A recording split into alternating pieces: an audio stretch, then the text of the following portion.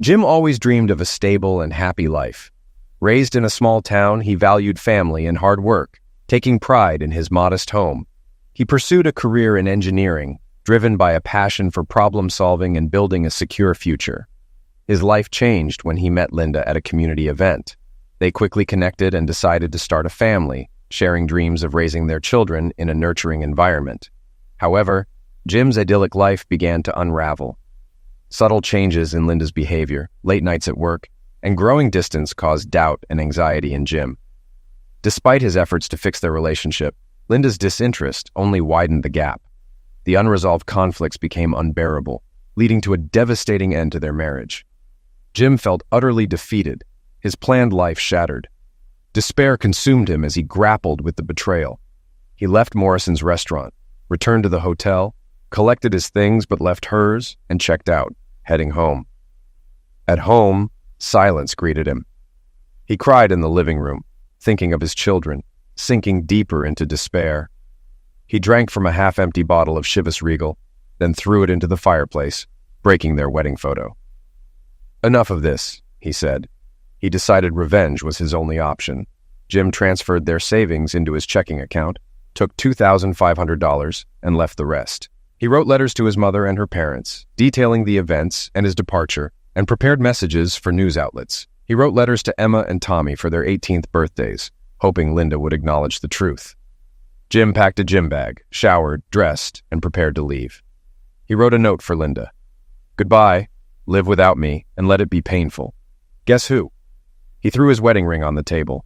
In his office, he took his Colt Python ammunition, passport, extra cash, and marriage certificate.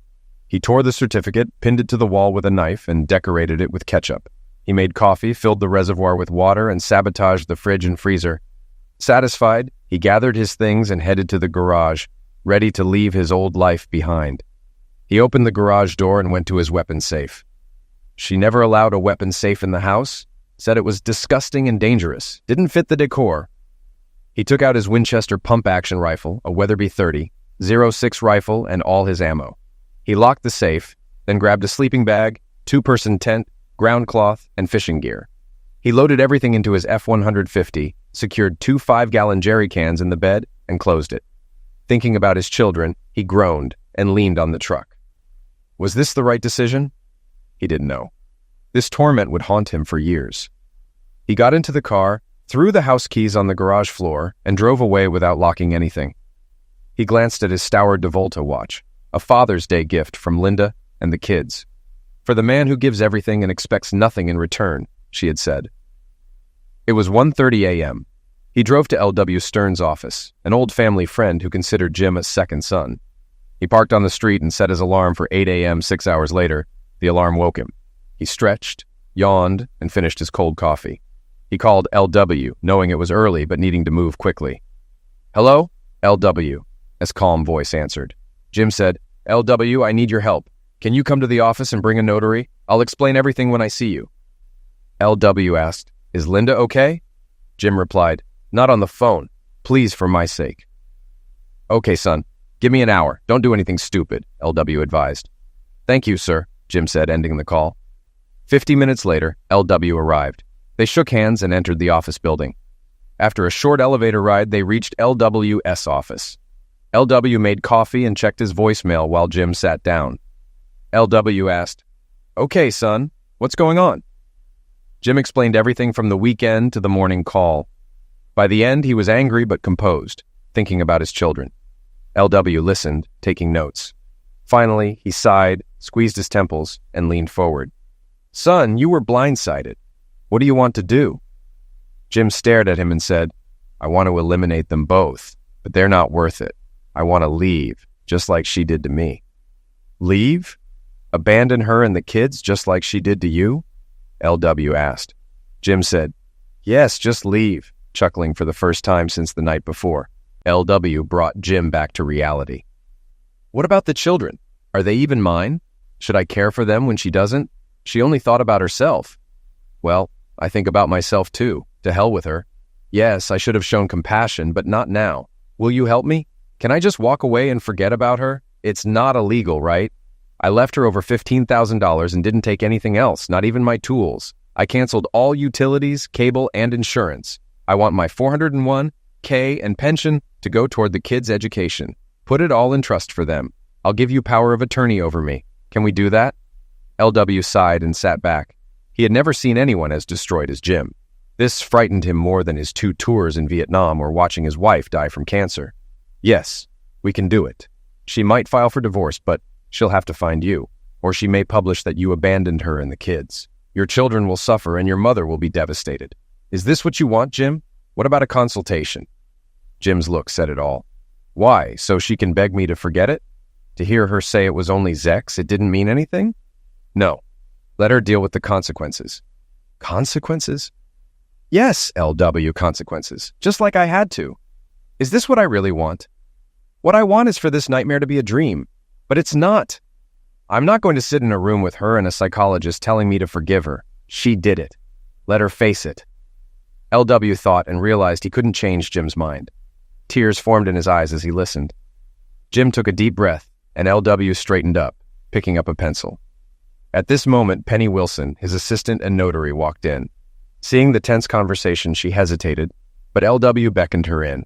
He introduced Jim and explained they needed documents notarized. She nodded and got her tablet and coffee. We sat down and Penny was brought up to speed. She didn't show judgment, but it was clear she didn't have good feelings about the situation. We drafted the separation agreement and power of attorney for LW, signing and notarizing all documents. Trusts were set up with my mother and LW as administrators. I handed LW the letters for my kids and shook hands with everyone, receiving a somber, "So sorry," from Penny. Why did I feel so little sorrow? My life ended a day after its actual end. I left, and the day didn't seem so gloomy. Still cloudy and sad, but not catastrophically terrible. I can't understand why. I went to the bank, withdrew money from the savings account, and closed it, leaving the principal in the checking account. I went to my truck, filled the tank, the extra tank, and 2 5-gallon jerry cans. Then I went to an internet cafe. I ordered coffee and a muffin, uploaded files to everyone on the list, her parents, my mom, TV stations, and local newspapers. I then went to the NFL Players Association and canceled all our credit cards, reporting them stolen. I finished my coffee and left. The weather began to clear up. March in Cicero is cold, gloomy, and dark, much like my outlook on life. It was a little after 2 p.m. when I headed east, driving for about 7 hours. I stopped at a nondescript motel and got a room. I woke up early, unable to sleep, and drove for 6 more hours, ending up in Golden Beach, Maryland, by the Patuxent River. It felt like a summer town, but in early March, there wasn't much to do. I parked in front of a small restaurant called Sally's and went inside. I needed to change direction as the road was ending. I grabbed my road atlas and walked in. It wasn't crowded, just a few people and a large corkboard with local ads. One ad caught my eye. A studio apartment for rent, $135 per month, utilities and internet included, no smoking or drinking allowed. I took the ad and sat at the counter. An older woman, Sally, greeted me warmly. Sally said, "Hello, dear. What can I get you?" I asked. "Can you tell me about this ad?" She assessed me without looking at the ad and finally spoke. "Looking for a room and maybe work?" "Yes and yes," I replied. She nodded, called someone on her cell, and then said, "Hey, May, I have an interesting candidate here you might want to talk to." "Yes, he looks decent." "Okay, see you soon." She put her phone away. "Are you hungry? How about a late lunch?" "Sure, a roast beef sandwich, salad with ranch dressing, and sweet tea," I said. Sally smiled and went to prepare my lunch. I wondered how things would work out. The lunch was great, and I was finishing my coleslaw when the doors swung open. A woman, around 40, 45 years old, and a man, about 62, 67, walked in. The man, tall and rugged, looked like a Marine Corps poster. He guided the woman to a seat beside me, then sat on my other side, removing his sunglasses and cap. Sarcastically, I said, "Please, take a seat," noting the empty seats and tables. These two seemed to be my interviewers. The man's gaze was intense, but I didn't flinch. Then the woman spoke. "Hello, I'm May Lowell, and this is my husband Joshua. Say hello, Joshua," she said. He studied me silently. May extended her hand, and I shook it. May asked, "What's your name? Where are you from? And why are you here?" I took out my driver's license and introduced myself, giving a brief summary of my situation without details. May pressed further. "Are you married?" she inquired. Reluctantly, I replied, "Yes, ma'am." "And you have children?" May continued. "Yes, ma'am." I hesitated. "Where are they?" she asked. "I don't know and I'm not interested. Look, I didn't do anything illegal. Maybe it's morally questionable, but I don't care. You have my driver's license. Check me out if you want. But if that's the case, I'm leaving. I don't need this. I'm a man of my word, maybe not of honor, but I've survived too much," I said firmly. May started. "Actually, listen, Jim, I just want—" A voice behind me, strong and commanding, interrupted. "That's enough, May." I turned to Joshua. His eyes had changed. He was now looking at me, not through me. May stopped talking and something clicked in her head. Joshua then began to speak and I turned my attention to him. "Rent is $150 a month, cash, payable monthly. This is the last available apartment on our property. The rent increased because spring is coming and demand will rise. I'm a man of my word and honor. The rent stays $150 as long as you're here. If you're interested, follow us to the house. Take a look and we'll shake hands."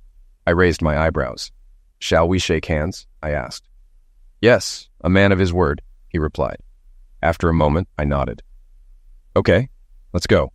I waved for the bill and Sally handed me a slip. $5.12, including tax, she said with a smile. I placed $11 on the counter. "Big tip. Thank you," she said, nodding to the Lowells as she took the money. We left, and Joshua greeted two sheriff's deputies on their coffee break. He pointed to a black Rubicon Sahara with big tires and a winch. "Follow us," he said, helping Mai into the vehicle. He smiled at her before shutting the door, then turned to me, his expression serious again. He climbed into the car and drove off. I quickly followed in my truck. After a 12-minute drive, he turned towards the river and entered a secluded driveway leading to 10 bungalows on stilts, ending at the Marina Hideaway. The last blue house on the right with white shutters was where they stopped. I parked in the designated spot and approached the Lowells.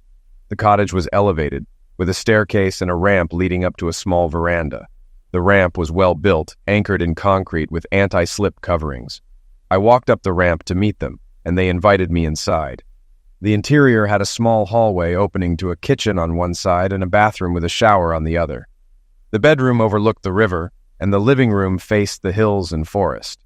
There were ceiling fans and a small wood-burning fireplace, but no other heating or cooling devices. The place was cozy and well-insulated, about 1,200 square feet, perfect for a romantic weekend. Jim turned to the Lowells and said, "I'll take it." Joshua responded, "Not so fast. How will you pay for it? Do you have a job?" "Not yet, sir. What are you offering?" Jim asked. Joshua assessed him again, then looked at May and back to Jim. "Maybe. What can you do?" "I'm a licensed aircraft mechanic and good with woodwork and driving a forklift," Jim replied. Joshua's appraisal increased. "Okay, how about minimum wage in cash? Unofficially working at Hideaway Marina.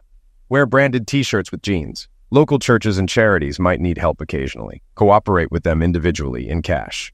Don't take advantage of their kindness or you'll be out." "Understood?" Jim smiled and said, "Loud and clear, boss." Joshua nodded and instructed, "Tomorrow morning, bright and early. Breakfast is at 6 in the restaurant in the long building. Come half an hour early and you can buy breakfast. Let's see what you can do." He extended his hand. "Agreed," Jim said, shaking his hand. Thus began their adventure. Over time, Jim learned their story and became known to them. Joshua was a Marine scout in Vietnam who rescued Mai and her family. They were taken to the Philippines and then to the United States through Catholic charities. Joshua, fascinated by Mai, kept track of her and eventually proposed in Oceanside, California. He converted to Catholicism, which pleased her family but not his own. After their wedding and a short honeymoon, they moved to Paris Island against her family's wishes. Joshua had 2 overseas deployments and retired as an infantry sergeant major with many honors. They had 4 children, 3 joined the Marines, and 1 the Air Force.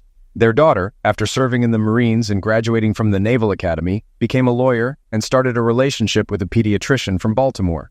Jim continued his work, toughening himself mentally and physically. He enjoyed the better weather and honed his woodworking and mechanical skills. He became well-liked in town and with his new boss, eventually getting officially hired and promoted. He started a small business, hiring 2 young men, one an ex-convict and the other a veteran, to renovate and build home additions. Jim was accepted by the Lowells' children and became a semi-official family member. 2.5 years later, Jim was settled, earning almost $20 an hour. He shared his story with the Lowells, shocking Mai. How could a woman do such a thing? She has children, Mai said. But this means you have children, and I care about them. But I'm not sure if they are my biological children. It would mean believing a traitor. I'm still not over it. Joshua observed quietly, adding, You're broken, young man. I don't judge your choice, but you're at a dead end. Mai continued, You chose a path and followed it. But you're broken and not doing anything to fix yourself. Jim realized he was accepted into their family, but still broken. He had no social life outside the Lowells and a few church friends. Linda had made him a recluse, a selfish woman who prioritized her desires over her family.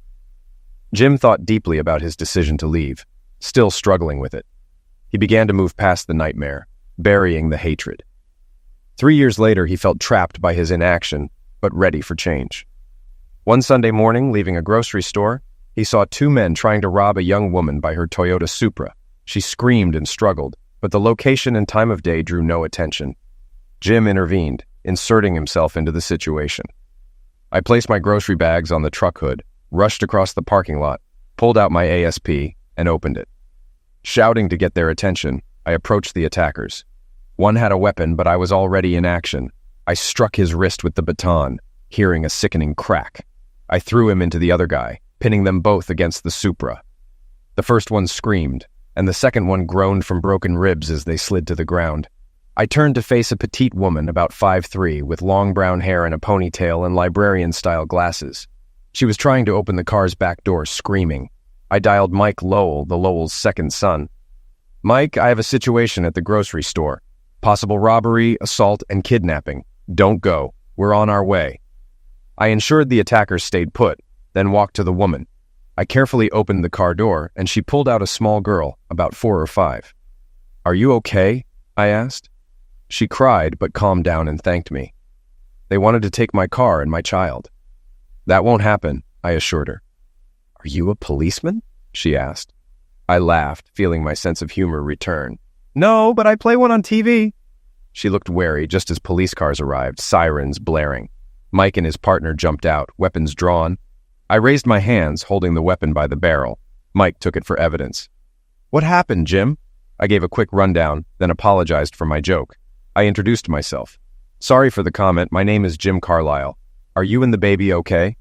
She seemed unsure of my sincerity. Paramedics arrived and checked on the woman and her daughter, who were in shock but otherwise fine. The woman looked at Mike. Do you know this guy? Yes, he works for my father and lives near the marina. He's a good guy, Mike replied. She turned to me. Thanks again. My name is Emma Lindell. I was stunned, thinking of my daughter. Mike, not realizing the name similarity, asked Emma, Is Linda okay? I staggered and hit her car. Mike supported me, then shook me. Pull yourself together, Jim. These aren't your girls. He explained to Emma. Jim's ex-wife was named Linda, and his daughter's name is Emma. He's had a rough past, but is a good man. I was touched by Mike's words. I straightened up, embarrassed. Stuttering, I began to apologize and tried to leave. Emma stopped me. Jim, Mr. Carlisle, it's fine. Just take a deep breath and relax. I calmed down, and Mike stepped away. A police officer approached for our statements and personal information. Little Linda looked at me curiously, probably thinking I had 2 heads. Finally, Emma asked if I wanted to have lunch. Have you been to Sally's? She suggested. Mike watched my reaction, and when I blushed and said it was one of my favorite places, he grinned widely. Go have lunch, Jim. Take your time, he said, leaving with a smile.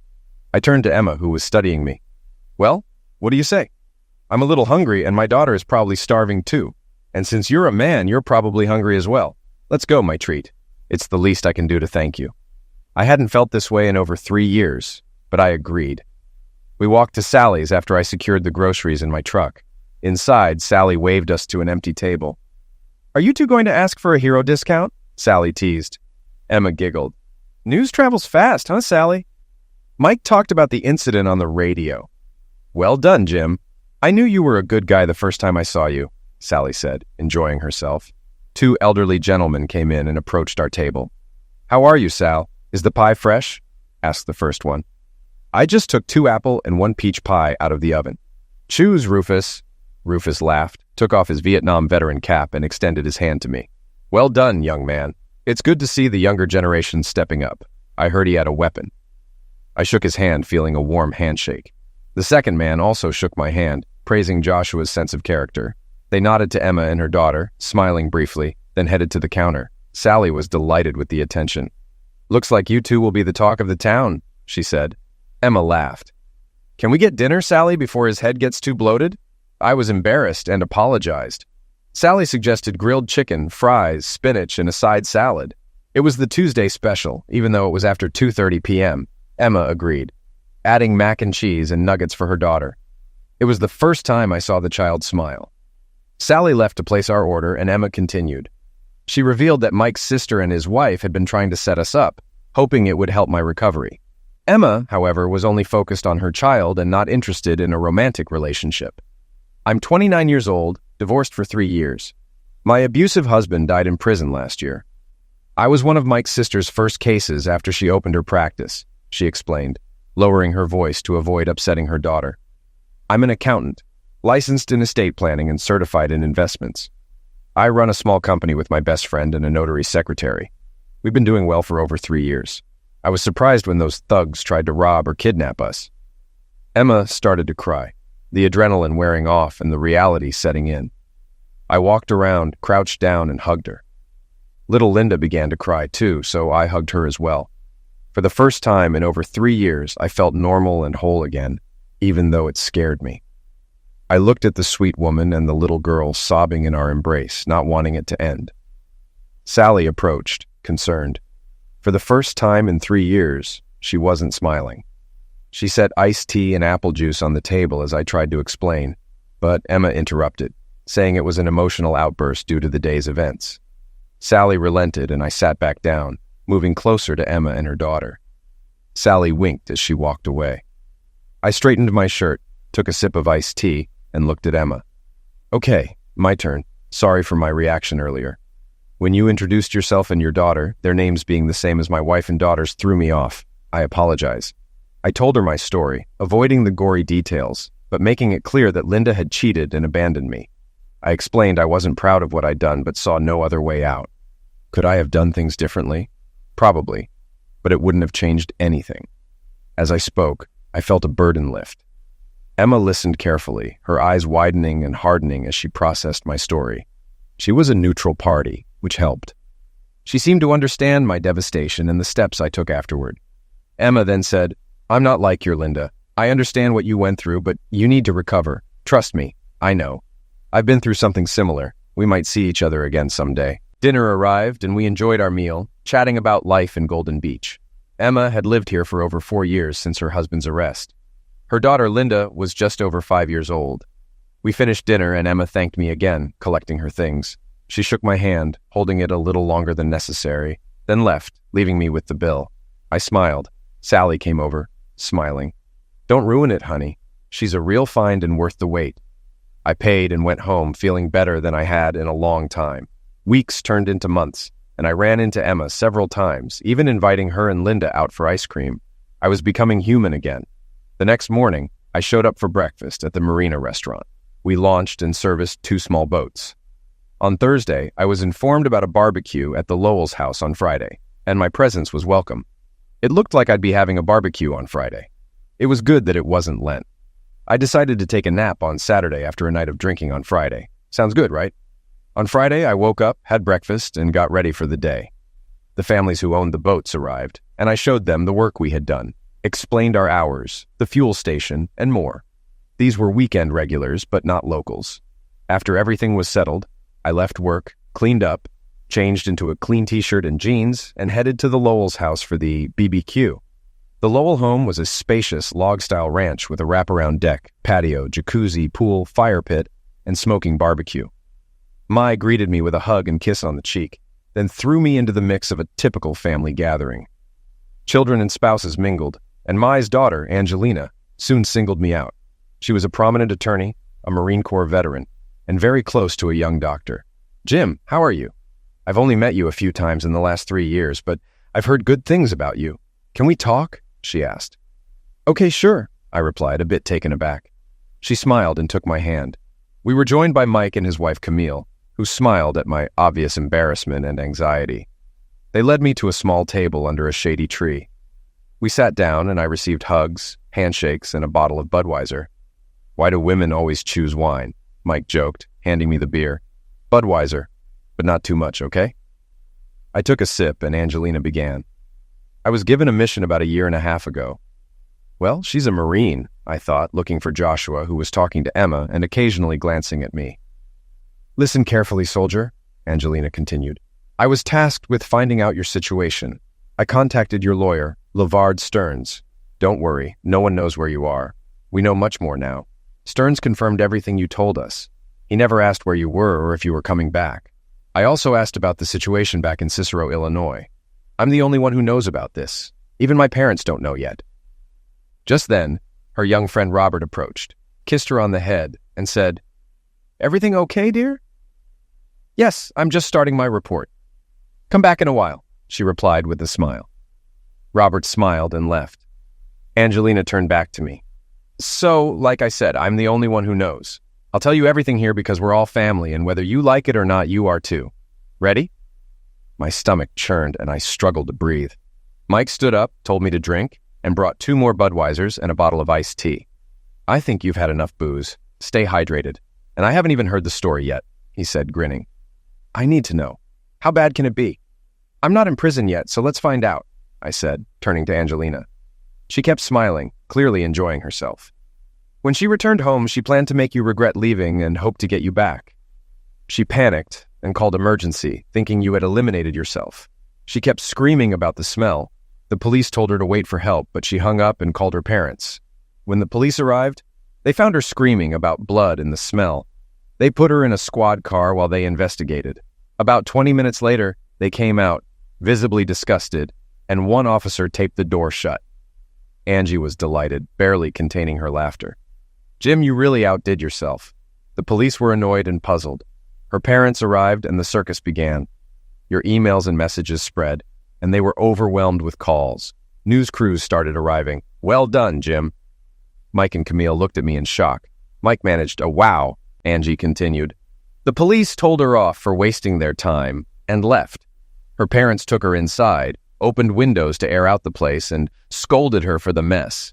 They got the whole story from her. Her mother was shocked, her father furious at both of you. He eventually told her to file for divorce. She delayed for months, spent the money you left, and finally, 2 years later, the divorce was final. You've been free for 6 months. She drowned in debt, lost the house, her job, and started drinking. Her parents got custody of the kids.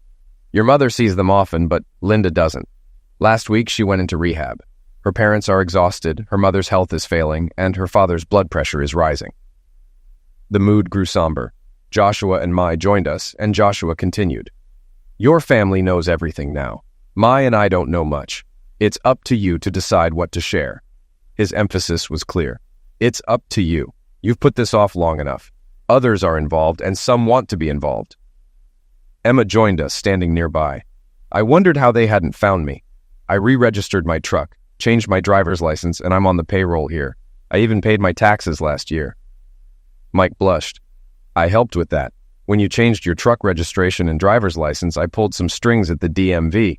The forms were lost and not reviewed. He looked at his feet. Angie added, LV filed your taxes the first 2 years. You owe him a bit for taxes. Last year he let you do it yourself so no one noticed. Not the government, your in-laws, or the police. Maybe your mom. She's angry and misses your dad. Emma squeezed my shoulder. I looked into her gray eyes and smiled. I shuddered, realizing I was a free man, supported by people who cared. I needed space to think things through. Stop running, son. That time has passed, Joshua said firmly. I smiled. You're right. No more running, I addressed everyone. It's time to get our act together. I looked at Emma and pointed toward the river. Can someone watch Linda while we take a walk? Camille stood up. Don't worry, Emma. She'll be fine. Emma thanked Camille and Mike, took my hand, and led me away. Angelina shook my hand, hugged me, and then began briefing her parents on the recent events. Emma and I walked along a path through the forest, eventually finding a comfortable spot by a fallen tree near the river. She sat gracefully and patted the spot next to her, saying, Sit down. I sat, avoiding eye contact, focusing on the surroundings. Emma closed her eyes, smiling and breathing deeply. Her calm demeanor reassured me. After collecting my thoughts, I turned to her. Emma, you need to know everything about me. I need to tell you my whole story. Okay, I'm listening, she said, opening her eyes and looking at me. I sighed and began. I told her how my life was ruined by a heartless woman, my decisions, right or wrong, and how I struggled for the last 3 years. I shared everything Angie had told us and some personal details. I explained how saving her and Linda had affected me and how her presence had helped me.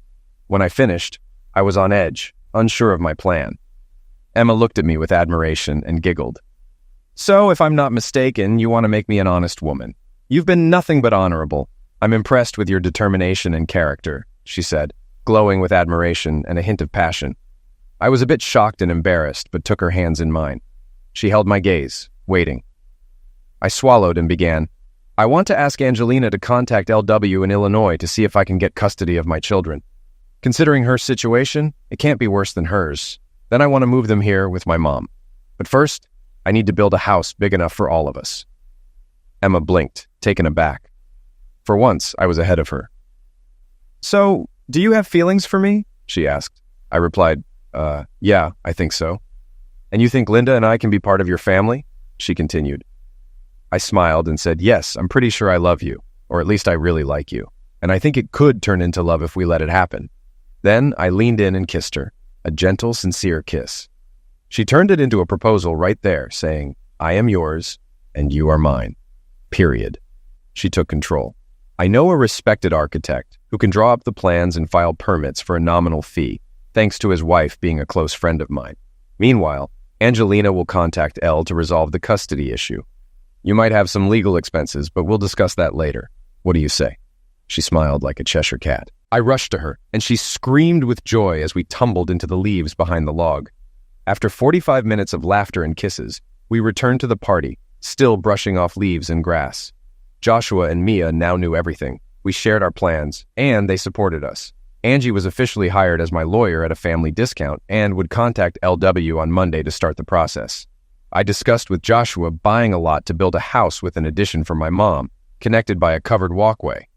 The house would have 5 bedrooms. I offered to rent my current place to Linda's parents if they wanted to live here with their grandchildren. I wasn't sure how they felt about me, but decided to see what happened. Emma and I sat with the architect, discussed our needs, and he suggested ideas, showing us plans on his laptop and giving an estimate. On Monday, I applied for a construction loan at the bank. Angie contacted LW to discuss my case. He said I'd likely need to return to handle it. I had almost 4 weeks of vacation saved up, and Joshua told me to take whatever time I needed. "Family," he said. Angie came up with a unique angle for my case and discussed it with LW via Skype and email. Emma and I continued our relationship, and Linda grew closer to me, holding my hand and seeking goodnight kisses and hugs. Her mother and I grew closer too, though not physically yet. "When are you going to propose to my mom? I need a dad, and you fit the role, don't you think?" Linda asked, surprising me. The court case wasn't as bad as I feared. I hadn't done anything illegal, just questionable. Her parents supported my plans, and when LV and Angie told them about my offer to move in, they were eager to talk and apologize. Everything moved forward. My small business doing odd jobs and home renovations expanded to 2 teams. My home became a source of pride. Within 2 months, the structure was ready, and Emma, Linda, May, Angelina, Camilla, and Sally helped decorate. I received a court date for family court. Linda struggled after rehab, and LV began selling the house before it was auctioned. I packed my truck, kissed Emma goodbye, hugged the others, and headed to Cicero. Angie said she would fly out soon for the trial. Returning home after almost 4 years felt strange. My neighborhood hadn't changed much, but my house looked neglected. The grass was overgrown, paths untidy, one garage door dented, another painted, and a window covered with plywood. I drove by slowly on my way to my mom's apartment, eager to see her and apologize for the worries I'd caused. There was no need to worry. Mom met me at the door as I carried my bag in. She hugged me, kissing my cheek and any exposed skin, her tears making me feel guilty. I apologized, but her smile made everything better. She pulled me inside, took my things to the guest room, and brought coffee. She said LV would arrive soon and we could all talk. She just wanted to hug me. 2 hours later, LV arrived with Penny Wilson. He hugged my mom and introduced me to Penny. We got down to business. Angie was arriving Friday, and the trial started Monday. LV said the judge was strict but fair, disliking betrayal, but also disapproving of fathers who abandon their families. He discussed Linda's lawyer and their likely tactics. No custody, no child support, no spousal support. LV was confident, though I felt they were holding something back. On Friday, I drove to O'Hare to meet Angie, who greeted me with a smile. "You said yes," I teased. She laughed, and I realized how much I missed moments like this. We went to my mom's house, and Angie was warmly welcomed. The next day, we went to LV's office and met with him and Penny. After coffee, we reviewed everything, and Angie updated us on her findings. Despite feeling like something was missing, they assured me all was fine. Angie said I was in good shape for the trial, set to begin Monday.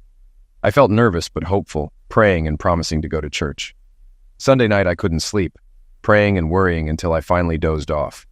I woke up early, attended morning mass, and spent the day reflecting and praying. I returned home to a worried mom and assured her I just needed time alone. I felt more at peace. After a simple dinner, I went to bed, feeling as prepared as possible. Monday arrived, cool and clear. The trial was set to start at 9 a.m. I arrived early, found room 319, and greeted LV, Angie, and Penny. Then I saw Linda looking worn and tired, accompanied by 2 lawyers and our daughters, Dee and Jane. She initially didn't notice me, but then spotted our group. She looked terrible, gaunt and wrinkled, and makeup didn't help. I felt a bit smug, knowing I was in good shape after years of hard work and healthy living. She tried to approach me, but her companions restrained her and led her into the courtroom. Angie approached me. "She looks bad, Jim." "Yes," I replied. "It's a pity, huh?" My response surprised Angie, but she eventually understood. We were about to enter when the elevator doors opened again, and there they were, my mom and Linda's parents. They walked up, and my mom hugged me, followed by Linda's mom. Then her dad extended his hand to me. "Okay," I stuttered, then said, "Linda just went in." Her mom made my day by saying, "That's good, but we're here for you." Her father added, "She had her chance. Now it's your turn. Just be polite." I gave him a bear hug. "Thank you, Dad." We entered the courtroom, sat at the plaintiff's table, and Linda's parents sat behind me. There were a few other people, including 2 bored-looking reporters. Linda's entourage exchanged glances with us. At 9:05, the bailiff announced, "Hear, hear. All rise for the Honorable Thomas Kincaid, Family Court Judge. The court is now in session. Case 213, James R. Carlisle v. Linda Kramer for the custody of 2 minors, Emma Louise Carlisle, 12, and Thomas James Carlisle, 9. Child and spousal support are also in question. Please sit down." The judge took his seat, knocked the gavel once, and said, "Thank you, bailiff. Are the interested parties present?" Linda's lawyer stood up and said, "Linda Kramer, defendant. Your Honor, I'm John Schultz, representing Miss Kramer." Louis W. Stearns stood and said, "Louis W. Stearns for the plaintiff, James Carlisle, Your Honor." The judge looked at Linda and said, "This seems straightforward. Kramer, your ex-husband is suing for custody of your 2 children and to move them out of state. Is this true?" Linda stood up and replied, "Yes, Your Honor. He thinks I'm an unfit mother and wants to take my children away." The judge asked, "It's clear you 2 are divorced, right?" Linda responded, "Yes, Your Honor." The judge continued, "May I ask why you got divorced?" I almost jumped out of my seat, but LV grabbed my hand and muttered, "Not yet." Linda sobbed, "We were celebrating with friends at Morrison's. Jim and I argued, and he—" LV shot up and said, "Object, Your Honor." The judge asked, "On what basis?" LV responded, "Miss Kramer is lying." Schultz stood up and said, "Your Honor, there's no need to attack my client's reputation. This is irrelevant." The judge thought for a moment and then said, "Objection sustained, but I'm curious. Miss Kramer, what really happened?" Linda paled and looked around, panicking. I can't. It's not what you think." Her lawyer stood up again and said, "Your Honor, there is no basis to raise the issue of sexual impropriety. It's irrelevant." LV grinned. The judge raised an eyebrow and said, "Sexual misconduct?" "Yes, Your Honor," Schultz replied. The judge turned to Linda and said, "Miss Kramer, explain." Linda shrank, unable to speak. The judge turned to LV and asked, "Can Mr. Carlisle tell us what happened, Mr. Stearns?" LV nodded and said, "Swear him in, Your Honor. He'll tell the truth." Schultz shouted, "Objection. This is a biased account." "Objection overruled. Bailiff," the judge ordered. The bailiff approached with a Bible and said, "Put your left hand on the Bible and raise your right hand. Do you swear that the testimony you are about to give is the truth, the whole truth, and nothing but the truth, so help you God?" "I swear," I said. The bailiff continued, "State your name and address for the record." "James Carlisle, Hideaway Marina, Golden Beach, Maryland," I responded. "Thank you," the bailiff said. The judge turned to me and asked, "Mr. Carlisle, what happened that night?" I told the judge everything from the moment we left home to when Linda went to the ladies' room and didn't return. Holding Linda's gaze, I continued. She left me without a word. For another man, Marc Lavaliere. No discussion, no explanation. So I went home and left her, just like she did to me. I'm not proud of what I did, but I felt I had no choice. Just like she did. I hesitated. At least I left her a note. The silence was broken only by Linda's sobs. Then she exploded. "You left me and our children, you scoundrel!" I retorted sharply. "Just like you did, Linda." The judge banged his gavel twice. "Order or I'll take measures against both of you." Her lawyer was furious, not wanting this discussed. The judge leaned forward and said, "Miss Kramer, is Mr. Carlyle's story true? Answer honestly." Linda, devastated, sighed heavily, and under the judge's stern gaze admitted, "Yes, sir. Everything he said is true. I ruined everything." The judge turned to me. "Mr. Carlyle, I sympathize with your stress, but you left your family for almost 4 years. That's not good." I was seething when Angie stood up, grabbed my arm, and pulled me to her seat. She addressed the judge. "Your Honor, may I speak for Mr. Carlyle?" "Who are you?" asked the judge. "Maya Angelina Lowell, Mr. Carlyle's lawyer from Maryland. You should meet some people." Joshua Lowell leaned forward. "Your Honor, may I?" "Go ahead, Mr. Lowell." He straightened up and looked me in the eye. "Your Honor, when we met James Carlyle, he was broken and defeated. But he didn't give up. He took an interest in one of our cabins. I took a chance on him, and he has improved significantly." Joseph added, "I haven't known Jim as long, but I agree with my dad. Jim is a decent guy." Joshua Jr. continued, "Your Honor, I also agree. From what I've seen, Jim is a good man. He would make a good infantryman or Marine." Mike spoke next. "Your Honor, my wife and I have known Jim for 4 years. We trust him with our family's safety. My kids call him Uncle Jim. He became a hero in Golden Beach, saving a woman and her daughter from a robbery and carjacking at great personal risk." Sally spoke last. "Jim walked into my restaurant a broken man. I knew he needed help. Now I know he's a wonderful man who's made great strides. I consider him a surrogate grandson." She turned to my mom. "Mrs., you've done an excellent job raising him." Angie continued as the doors opened. "There is one more person who would like to speak." Emma Lindell stepped forward. I stood up, walked over, and stopped as she smiled. Addressing the judge, she said, "Your Honor, may I speak for this man?"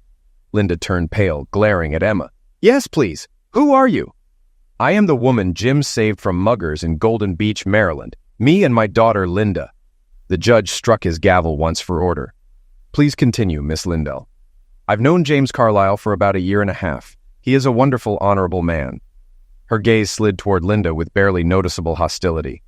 "I've become very close to him since he rescued us, but nothing inappropriate. I admit I wanted more. But until recently, he still thought he was married, though his wife seemed to think otherwise." Linda raged, muttering low, rude comments to her lawyer, threatening to drown out the courtroom. The judge struck the gavel once and warned Mr. Schultz to calm his client. Linda sat down, still muttering. Emma continued. "I was willing to wait for James to recover. This step regarding his children is crucial for his healing.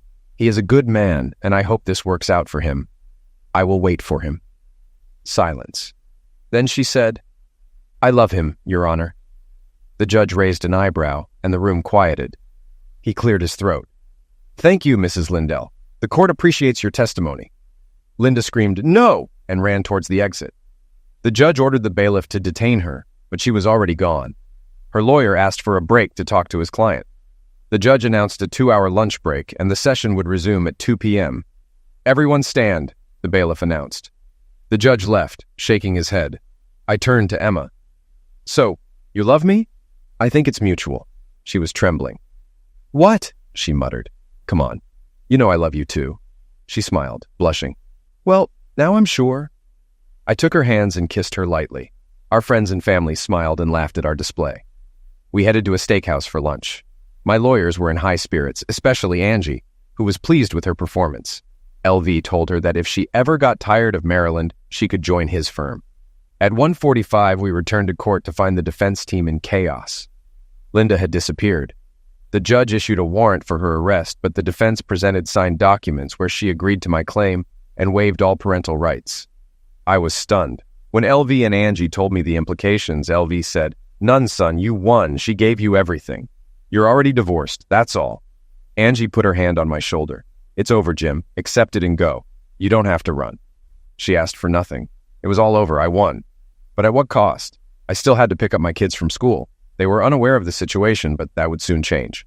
Two reporters, one from the Cicero newspaper and one from the Chicago Sun-Times, tried to talk to my ex-wife but couldn't due to her disappearance. LV told them we'd make a statement after reviewing the documents. It'll take them a day or two. Hopefully something else will come up and we won't be news anymore, he laughed. We went to pick up the kids. Emma, now 12, and Tommy, 9, ran out of the school, saw their grandparents, and then me with a woman they didn't recognize. They froze, then exploded with joy. "Daddy! Daddy!" They rushed to me, hugging and kissing. "We missed you! Where were you? Why didn't you call? What happened? Why was Mom so angry? Where is Mom?" They hadn't been told anything. Interesting. I hugged them while Emma Lindell stood aside. I pointed to her. "Kids, this is Mrs. Lindell. She's a good friend of mine. Let's go home with your grandparents, meet some friends, and have lunch." They agreed and grabbed their backpacks. We went to their grandparents' house, and the kids joined the backyard party. Then came the hard part. After everyone ate and the kids were told they'd miss school tomorrow, we retired to the yard for serious conversations. With 3 grandparents, LV, Angie, and Emma Lindell, I explained to the children that their mother had left. We didn't know where, but she left us all. They were a bit angry, but seemed accustomed to her disappearing. This was one reason their grandparents had filed for custody when Linda started acting erratically. They lived a full life with their grandparents, who provided stability, while my mom spent a lot of time there too. So here's the deal, kids. I went to court for custody, and your grandparents support it. I won, and your mom agreed. You have a choice. Move with me or stay with your grandparents. It's up to you. I'll answer your questions when you're ready, but some things may be hard to understand right now, I said. My daughter spoke first. She cheated on you, didn't she, Dad? Different men every few weeks. It was gross. Tommy added, that Mark was the worst. It was hard not to sympathize with them. Silence filled the air as Emma Lindell squeezed my hand. Tommy asked, is she your friend? I blushed and replied, yes. Emma stumbled. Then little Emma laughed and said, oh yeah, she's definitely his friend. My name is Emma too, she said, looking at my friend. Emmeline, answered Big Emma, but my friends call me Emma. I like it, little Emma said. My real name is Emily, but I like Emma too. My son watched carefully. He turned to me and said, I think she's suitable, Dad. What do you think? I think so too, son, I replied. We discussed many things over the next 2 days. I explained to my in-laws and my mom about the house I built, the offer for them to sell their houses, and move to Maryland. The kids were excited about moving, especially when they learned their grandparents would too. The older folks liked the idea, needing a change of scenery. We organized everything after Linda disappeared. LV helped my mom with her house sale. She had a garage sale, donated stuff to charity, and packed the rest. My in-laws put their house up for sale, did the same with their belongings, rented a truck, and packed it up. The kids finished school and we got all the paperwork to move to Maryland. I stayed to help. We drove back, with the kids and my father-in-law in one car and my mom and me in the truck. After one night in motels, we arrived in Golden Beach. Camilla arranged for therapists at the school, but the kids seemed okay. We showed everyone our new house. My father-in-law's place was a 5-minute walk away. After touring the house and picking bedrooms, we went to see their new place. Mai and Camilla gave us a tour and handed us the keys. They loved it.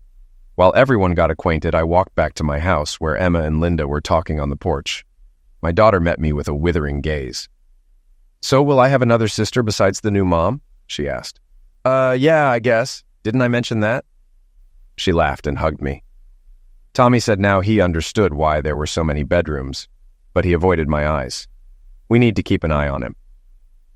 We unloaded my in-laws' things, then my mom's items that had arrived a few days earlier. I thanked everyone, treated them to dinner at Sally's, and checked my bank account. It was time to get back to work. Life resumed, with 2 young people adjusting to new surroundings. Linda fit in quickly, and our family adapted. Tommy and I grew closer, bonding over our us versus them dynamic. The kids did well in school and would start the next school year on track. Emma and I married in mid-August in a small ceremony and honeymooned in New Orleans. I was rebuilding my business, but we mostly enjoyed the hotel room and restaurants, unaffected by the weather. Linda, no news. With the help of friends, family, and a loving new wife, I rebuilt my life. I'm happy. Did I make the right choice years ago? Maybe. I think I made the only choice possible. I'm lucky, that's for sure.